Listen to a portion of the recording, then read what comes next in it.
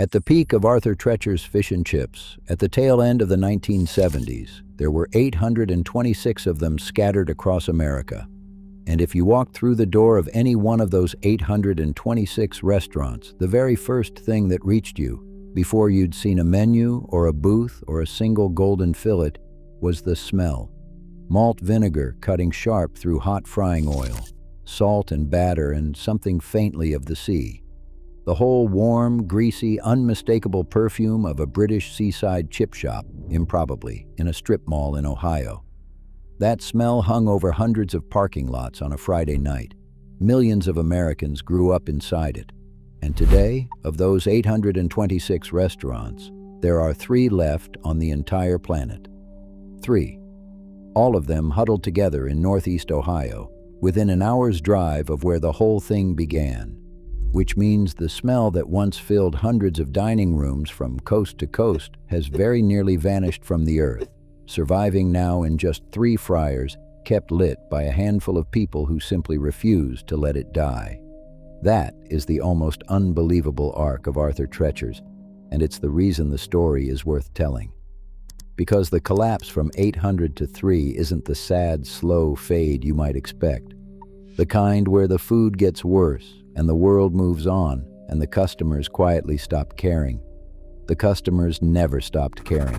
People still drive hours across Ohio, past a dozen other places they could easily eat, specifically to sit in one of those 3 surviving booths and taste a paper tray of the same fish and chips they ate as children.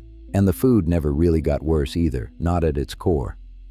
The recipe those 3 restaurants still use today is the exact same recipe the chain was built on back in 1969, a recipe that was already more than 100 years old when they brought it over. No, Arthur Treacher's was brought down by something almost nobody would ever guess, something you couldn't invent if you tried. A war, a real war, fought with actual ships in the freezing waters of the North Atlantic between Iceland and Great Britain, over the right to catch a fish.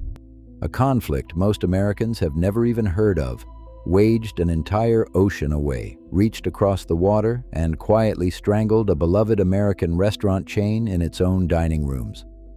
And to understand how a fish war off the coast of Iceland could kill 800 restaurants in the American heartland, you have to go back to the beginning, which is a genuinely wonderful place to start. It's 1969 in Columbus, Ohio, which is the first surprise. You'd expect a fish and chips empire to be born somewhere with a coastline, Boston, Maine, San Francisco, somewhere that smelled of the sea. Instead, it came from landlocked central Ohio, from a group of entrepreneurs who looked at the American fast food landscape and saw the same thing everywhere they looked. Burgers. Everybody was selling burgers. McDonald's, Burger King, the whole exploding fast food industry was a sea of ground beef and buns. And these men had a simple, brilliant thought. What if we sold something you couldn't get anywhere else? One of those founders, and this is a genuinely great piece of fast food history, was Dave Thomas. Yes, that Dave Thomas, the man who would go on just a couple of years later to found Wendy's and become one of the most recognizable faces in American fast food.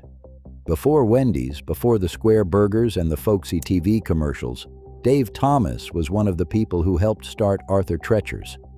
He'd soon leave to build his own burger empire, but he was there at the creation of the fish and chips chain, and there's something poetic in that. The future king of a burger chain helping launch the one place that dared not to sell burgers. And they didn't cut corners on the food. This is the part that matters, the part that made it real. The founders wanted authentic British fish and chips, not some Americanized approximation, so they went and got the real thing.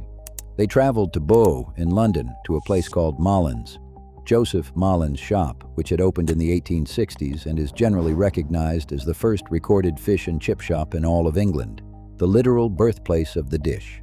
The Mollen family had been frying fish in that spot for over 100 years. And in 1969, Arthur Treacher's bought the exclusive rights to Mollen's recipe, the batter, the method, the whole thing.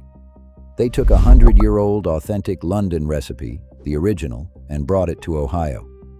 Think about the weight of that for a second, because it's genuinely remarkable, and it's the thing that separated Arthur Treacher's from every imitator that came after. This wasn't a recipe some test kitchen cooked up to approximate British fish.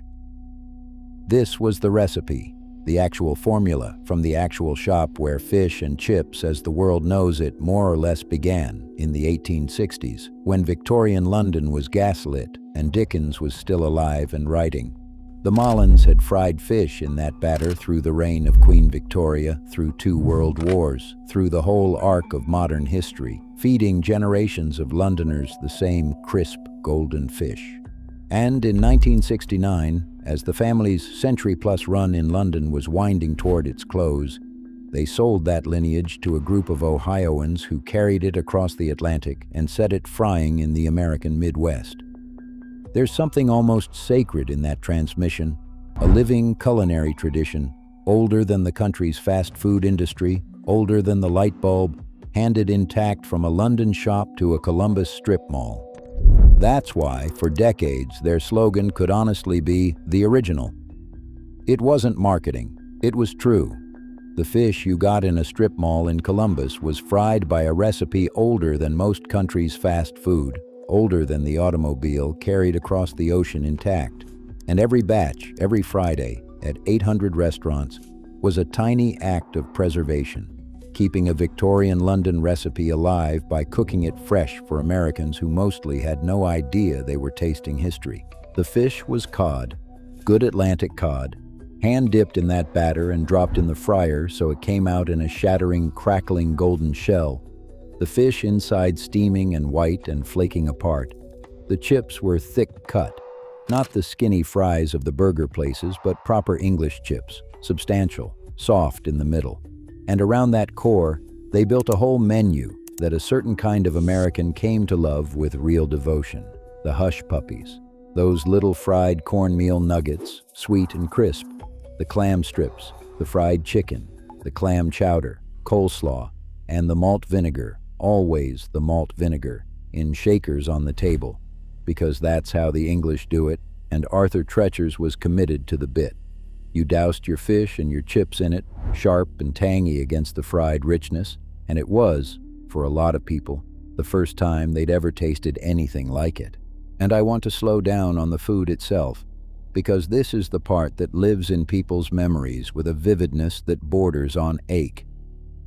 The fish came to the table, or to the counter, in a lined paper tray, golden brown and blistered, the batter puffed up around the fillet in crags and ridges. It was so hot from the fryer you had to wait. And you never waited. You burned your fingers every time, and it was worth it. You'd break one open and the steam would come out, and the batter would crack with an actual audible crunch, a sound that meant it had been fried right, fried fresh, fried just for you. And inside was the cod, snow white and steaming and pulling apart into big soft flakes. There was a specific ritual to it. The little cup of tartar sauce, cool and creamy against the hot fish. The malt vinegar shaken on until the batter went just slightly, wonderfully soft at the edges. A wedge of lemon. The chips underneath soaking up the drippings, so the ones at the bottom of the tray were the best ones, vinegar-soaked and salty. And those hush puppies, round, golden, faintly sweet, the surprise of the meal, the thing kids fought over. It was food you ate with your hands, food that made a mess, food that smelled up your car on the way home and you didn't care. It wasn't fancy, it was better than fancy. It was exactly, precisely, satisfyingly what it was supposed to be, every single time, because it was made from a recipe that had been perfected before anyone's grandparents were born. And here's the thing you really have to understand about what that meant to an American family in 1972 or 1975, because it's almost impossible to feel now. This was genuinely exotic. Most Americans in that era had never once eaten real fish and chips, and never would unless they somehow made it all the way to Britain. And hardly anyone made it to Britain. The whole idea of casually getting a cuisine from another country on a random Tuesday afternoon barely existed the way it does today. There was no sushi in the strip mall, no pad thai down the street, no shawarma around the corner. None of it. The international food that we now take completely for granted simply wasn't there. So if you wanted a taste of England, of a foggy seaside chippy, of that specific faraway British thing, you basically could not get it anywhere. Except that now, suddenly and impossibly, you could get it at Arthur Treacher's for pocket change, right there between the bank and the shoe store, which meant a working family in Ohio could sit down to a little edible piece of somewhere else, a small taste of travel, without ever leaving their own town. It's hard to convey now, in a world where you can get any food from anywhere delivered to your door in 20 minutes, how genuinely special that was. The America of the early 1970s was, food-wise, a much smaller and plainer place. You ate what your family ate, what the neighborhood ate, what the handful of restaurants in town served: meat and potatoes, burgers and fries, the church basement casserole, the diner blue plate. Eating something from another country was an event, an adventure, faintly glamorous. And here was Arthur Treacher's, offering a working family in Ohio or Pennsylvania a taste of England, actual England, the real recipe, for the price of a fast food lunch with a British butler on the sign and malt vinegar on the table and everything. For a kid, it was thrilling in a small way, a little passport, the sense that the wider world was in here, in this paper tray, and it tasted of salt and vinegar and hot oil. That feeling of the exotic made affordable, of a small everyday luxury, of somewhere else made ordinary, that was as much a part of what Arthur Treacher's sold as the fish itself. And it's a feeling that's almost impossible to manufacture now, because nothing is exotic anymore. Everything is available, and the specific magic of a foreign taste showing up in your own small town has largely gone out of the world. And they leaned all the way into the Britishness, which brings us to the name. Arthur Treacher was a real man, a British character actor, tall and dignified and impeccably English, who had spent a long Hollywood career playing exactly one thing supremely well: the snooty English butler. He was Jeeves in the Shirley Temple movies. He was in Mary Poppins. He had that plummy, superior, vetty British voice and bearing, the platonic ideal of an English gentleman's gentleman. By the late 1960s, his film roles had dried up, and he'd found a second act as the announcer and sidekick on The Merv Griffin Show, where a whole new generation knew his voice, and when a chain of British fish and chips restaurants needed a face, needed instant, warm, recognizable Englishness, who better than the most famous fake English butler in America? A deal came together, reportedly with help from the comedian Bob Hope, and Arthur Treacher lent his name and his dignified British presence to the restaurant, and he showed up. That's the detail I love. Arthur Treacher wasn't just a name on a sign. In the early years, he was the chain's spokesman, and he would appear at grand openings of new locations, and he would arrive, gloriously, in a red London double-decker bus. Picture it. A brand new fish and chips restaurant opening in some Ohio or Pennsylvania suburb in 1971, and pulling up out front, an actual red double-decker bus, and stepping off it, this tall, elegant, genuinely English gentleman in his butler's bearing, there to bless the friars. It was theater, it was a little bit silly, and it was completely charming, and it told you exactly what Arthur Treacher's was selling. Not just fish, but a whole warm cartoon of England, a friendly, dignified, slightly comic Britishness delivered to the American heartland with a smile. Other celebrities pitched in too: Ed Sullivan, Bob Hope, lending their star power to this odd, delightful little idea of British fish in American strip malls. And America bit hard. Arthur Treacher's didn't crawl, it exploded. Unlike a lot of chains that start slow and build carefully, Arthur Treacher's aggressively expanded almost from the beginning, and by the early 1970s there were already hundreds of locations across the country. It rode a real wave. It inspired and was surrounded by a whole little boom of fish and chips fast food. Long John Silver's, Captain D's, Skipper's, Alfie's. A brief, wonderful moment when it looked like fried fish might genuinely become a major American fast food category alongside the burger. And Arthur Treacher's, the original, with the authentic recipe and the dignified British butler and the red bus, was the class of the field. There was one more thing that made it more than a restaurant, that wove it into the actual rhythm of American life. And it's a beautiful detail: Lent. For millions of American Catholics, Fridays during Lent, and traditionally all Fridays, meant no meat, no burgers, no beef, no chicken. Fish, though, was allowed. And so every Friday, and especially through the 40 days of Lent, Catholic families across the country needed somewhere to go, and Arthur Treacher's was the answer.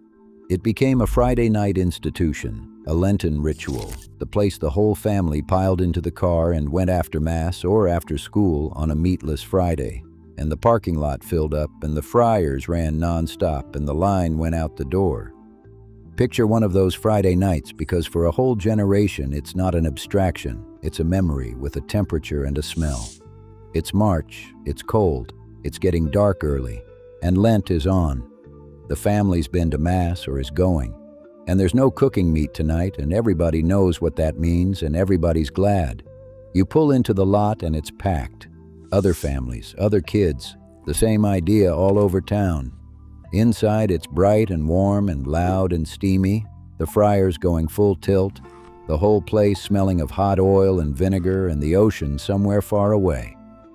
You wait in a line that's out the door and nobody minds, because the line is part of it. Everybody's in a good mood. It's Friday, the week is over.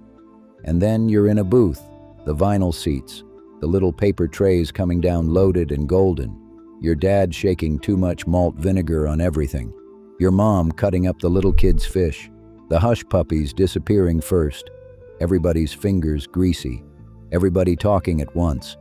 For an hour on a cold Friday night, the whole family is in one booth, together, over fish, because the calendar and the church and this particular restaurant conspired to put them there. That happened millions of times, in 800 restaurants, for years and years. And for the people it happened to, it's woven so deep it can't be pulled out. There are people for whom the smell of that malt vinegar and hot cod is inseparable from the memory of being a kid on a Friday night, in a booth with their parents and their siblings. The fluorescent lights and the paper trays and the whole family together over fish because the calendar said so. Some of those parents are gone now. Some of those families scattered the way families do. The kids grew up and moved away and had kids of their own. But the smell, if they ever caught it again, would bring all of it back in an instant. The whole warm, crowded, greasy-fingered Friday night world of it. Because that's the strange power that smell and taste have over us. They don't fade like photographs do. They lie in wait for years and then ambush you the moment you're not expecting it. That isn't a customer base you can win with a coupon or an ad campaign. That's a genuine place in people's lives. The kind of thing a company can't buy and can't rebuild once it's gone. And for the better part of 2 decades, Arthur Treacher's had it.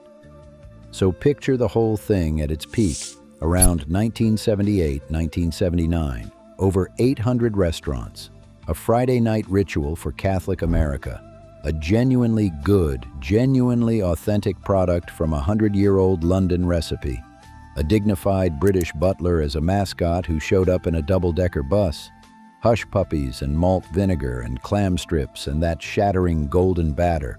It was a small, warm, specific, beloved empire, and it had done the hardest thing in the restaurant business. It had made itself different, made itself the only place you could get the thing it sold, and built a devoted following on that difference. And then, across the ocean, in waters most of its customers couldn't have found on a map, the thing that would destroy it was already underway. To understand what killed Arthur Treacher's, you have to know about the Cod Wars, and yes, that is their real name. And no, most Americans have never heard of them. Through the 1950s, 60s, and 70s, Iceland and the United Kingdom fought a series of confrontations, the Cod Wars, over fishing rights in the North Atlantic. Iceland, whose entire economy depended on fishing, kept extending the exclusive zone around its coast where only Icelandic boats could fish, pushing British trawlers out of waters they'd fished for generations. Britain, whose fish and chips industry depended on that cod, refused to accept it and sent its trawlers in anyway, escorted by naval vessels. And it got genuinely hostile. Icelandic patrol boats cutting the nets of British trawlers, ships ramming each other, a real if strange conflict fought over the right to catch a fish. The critical round came in the mid-1970s, and by 1976, Iceland had essentially won. establishing a 200-mile exclusive fishing zone and forcing the British fleet out of the richest cod grounds in the world. And here's how a fishing dispute between two small North Atlantic nations reached across the ocean and into a strip mall in Ohio. It made cod scarce, and it made cod expensive. The price of cod, the single central ingredient of Arthur Treacher's entire business, the fish and the fish and chips, roughly doubled. Think about what that does to a company whose whole identity, whose whole menu, whose whole name is built around one specific fish. Arthur Treacher's wasn't a burger place that also sold some fish. It was cod. Cod was the product, the promise, the point. And suddenly, because of a war over fishing rights an ocean away, the cost of that cod exploded, and the beautiful economics that had let Arthur Treacher's sell authentic fish and chips fast and cheap, the whole reason the concept worked, came apart. When the price of your one essential ingredient doubles, you have only bad options. You can raise your prices and watch customers balk. You can eat the cost and watch your profits vanish. Or you can change the fish. And that last option is the one that mattered most because it's where a supply chain crisis turned into a broken promise. But first, the money ran out. Under the pressure of those doubling costs, the company's finances buckled. By the end of the 1970s, Arthur Treacher's was in serious trouble, heading toward bankruptcy, its once explosive expansion now a liability, hundreds of restaurants, all of them needing affordable cod that no longer existed. And in 1979, the original parent company, by then called Orange Company, sold Arthur Treacher's off. And the new owners made the decision that, more than any single thing, broke the soul of the chain. In 1979, Arthur Treacher's was sold to Mrs. Paul's, the frozen seafood company. And Mrs. Paul's, facing that brutal cod math, did the financially logical and spiritually fatal thing. They took out the cod. They replaced the expensive Atlantic cod with cheaper pollock, a different, lesser, less expensive whitefish. On a spreadsheet, it solved the problem.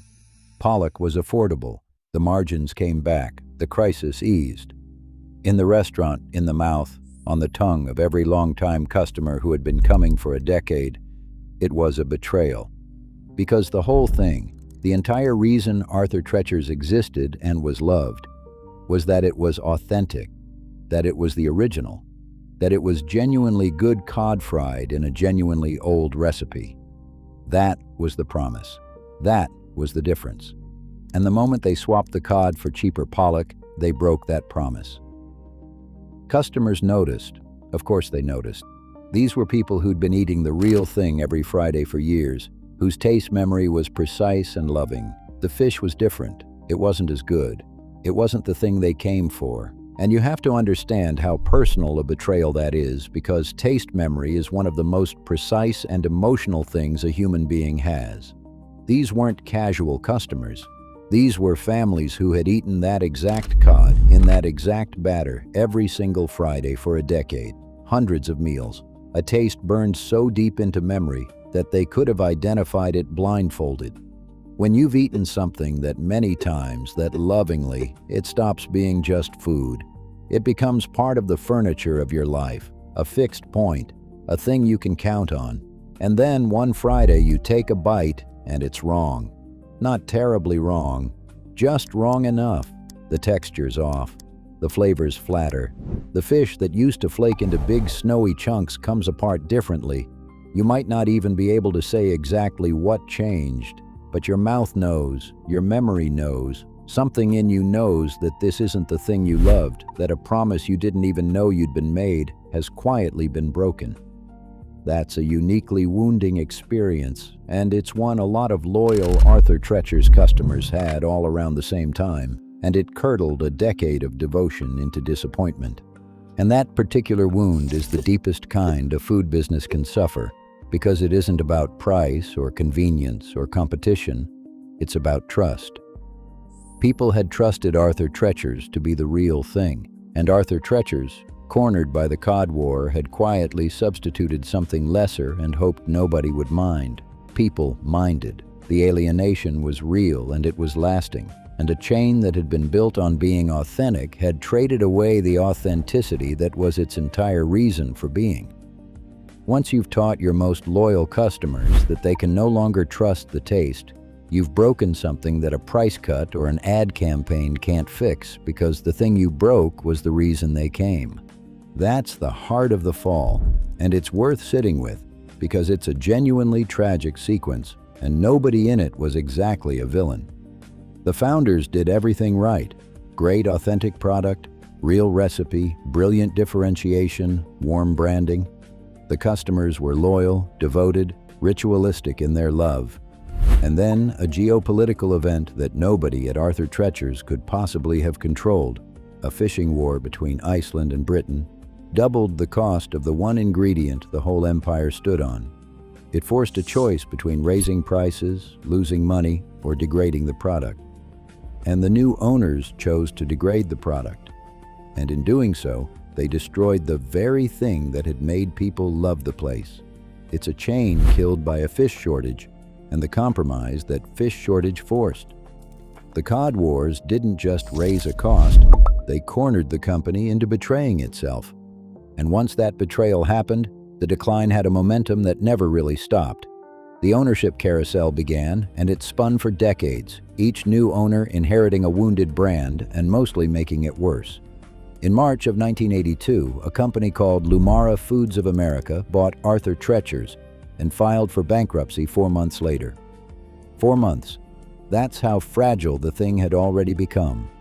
Through the 1980s came Chapter 11 proceedings and more ownership changes, the chain shrinking and shrinking, locations going dark across the country, the great national footprint of 800+ contracting toward the Midwest heartland where it had begun. And the competitive landscape had turned against it too. While Arthur Treacher's was reeling from the cod crisis and the pollock betrayal and the bankruptcies, its rival Long John Silver's, with a different style of battered seafood and a stronger financial footing, expanded aggressively through the 70s and 80s and simply took over the fast food seafood category that Arthur Treacher's had helped invent. It's a familiar pattern by now. The pioneer, wounded and distracted and fighting for its life, gets lapped by a healthier competitor who inherits the market the pioneer created. Arthur Treacher's had introduced fried fish fast food to much of America and then watched, staggering as someone else ran off with it. Through the 1990s and 2000s, the shrinkage continued, relentless and quiet. There was no single dramatic collapse, just a slow, decades-long fade, restaurant by restaurant, town by town. The location where you'd had your first communion dinner became a Taco Bell. The one by the mall became a pizza place. The one on the highway sat empty, then became a check-cashing store, then got knocked down. In Columbus alone, where it all started, there are more than a dozen buildings scattered around the city that used to be an Arthur Treacher's and are now something else entirely. A pizza joint, a dry cleaner, a candy company, a Taco Bell that's been a Taco Bell so long that hardly anyone remembers it was ever anything else. The shells are everywhere, if you know how to see them. That specific building shape, that particular roofline, hiding under new signage all over the Midwest. The archaeology of a vanished empire. By 2006, the brand was bought by Nathan's Famous, the hot dog company, the Coney Island institution. In one of those strange fast food marriages, an all-American hot dog chain owning a British fish and chips brand. Nathan's kept it on life support, co-branding some of its locations, folding a few Arthur Treacher's menu items in alongside the hot dogs, and years later even trying to revive the name as a delivery-only ghost kitchen, a brand with no restaurant of its own, just fish sent out from someone else's kitchen through a phone app. By 2018, there were 7 left. By 2021, at one point, there was exactly one standalone Arthur Treacher's restaurant remaining on Earth, a single location in Cuyahoga Falls, Ohio, which meant that for a while, that one Ohio restaurant was quite literally the only place in the entire world still serving the original Mullins of London recipe from the 1860s.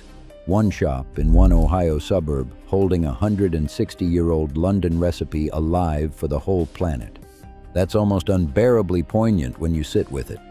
a recipe that started in a London shop in the 1860s, that survived over a century in England, that got carried across an ocean to Ohio in 1969 and fed millions of Americans at 800 restaurants, reduced at its lowest point to a single fryer in a single suburb. The last place on earth you could taste it. Everything else was gone. The double-decker buses, the grand openings, the 800 parking lots full on a Lenten Friday. Arthur Treacher himself, long dead. He died in 1975, right as the cod crisis was building, and never saw the empire that bore his name come apart. All of it gone, except one shop keeping the flame, and the people who run those last few locations, and the people who drive hours to eat at them, understand something about what was lost. Today, there are 3 standalone Arthur Treachers, all in Northeast Ohio: Cuyahoga Falls, Garfield Heights, and a location that reopened in the Cleveland area in 2025, with talk of more. And here's the thing that makes them more than a curiosity. They still use the real recipe. The traditional Arthur Treachers, run in Ohio under a long-time franchise license by people who worked for the company for decades and refused to let it die, still hand dips the fish in that same batter, still fries the chips thick, still puts out the hush puppies and the malt vinegar. One of the men who keeps it alive started working for Arthur Treachers in 1977, right out of college, planning to stay 6 months to save up for grad school. 6 months turned into over 40 years. He became a franchisee, ran 17 locations at his peak, and today keeps the tradition going because he understands that what he's protecting isn't just a business, it's a taste, a memory, a 160-year-old recipe and a whole vanished era of American life, held together in a paper tray of fish and chips, because that's what people are driving hours for, not just lunch. When someone drives 90 minutes across Ohio to eat at the last Arthur Treachers, they're not hungry for fish exactly. They're hungry for 1976, for being 8 years old in a booth on a Friday night with their whole family. The fluorescent lights and the paper trays and the sharp, bright smell of malt vinegar. Their dad shaking too much of it onto his chips, the specific golden crunch of that batter, a world where the family went out together and fish and chips was exotic, and a dignified English butler might pull up in a red bus. They're driving back to a time.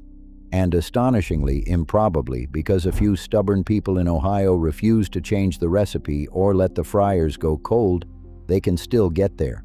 The taste is still the taste. Close your eyes in that booth in Cuyahoga Falls, and it's the same fish, the same batter, the same vinegar, the same as it was 50 years ago and 160 years ago in a London shop. Everything else changed. The fish didn't. Here's what I keep coming back to. Arthur Treachers is the story of something genuinely good and genuinely different and genuinely loved, brought down not by its own failure but by forces reaching in from far outside itself. The food was excellent. The concept was brilliant. Sell the one thing nobody else sells, and sell the real version of it. The branding was warm and clever. The customers were devoted in a way most chains can only dream of, devoted enough to build their Fridays and their Lents around it. By every measure that a restaurant can control, Arthur Treachers got it right. And it lost anyway. Because a war over fish in the North Atlantic doubled the price of cod. And the people who owned it responded to that crisis by quietly replacing the real fish with a cheaper one, and broke the trust that was the whole foundation of the thing. It's a reminder that a business, even a beloved one, doesn't exist in a bubble. It sits inside a world of supply chains and commodity prices and geopolitics and events on the other side of the planet, any of which can reach in without warning and pull the ground out from under it. Arthur Treachers did everything a restaurant is supposed to do.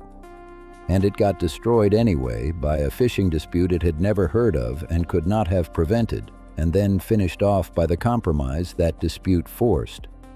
But that's not quite where I want to leave it, because the ending isn't only sad. The ending is also 3 fryers in Ohio, still running, still turning out the original recipe, still filling a paper tray with golden fish and thick chips and a little cup of tartar sauce, still smelling of hot oil and malt vinegar the way it did when there were 800 of them. The empire fell. The recipe didn't. 160 years after Joseph Malin first fried fish in a London shop, and more than 50 years after some Ohio dreamers carried that recipe across the ocean and built an empire on it and then watched a fish war tear it down, you can still do a remarkable thing. If you're willing to make the drive, you can sit in a booth and taste exactly what your grandparents tasted. Exactly what a Londoner tasted in 1865. Unchanged. The original. Holding on.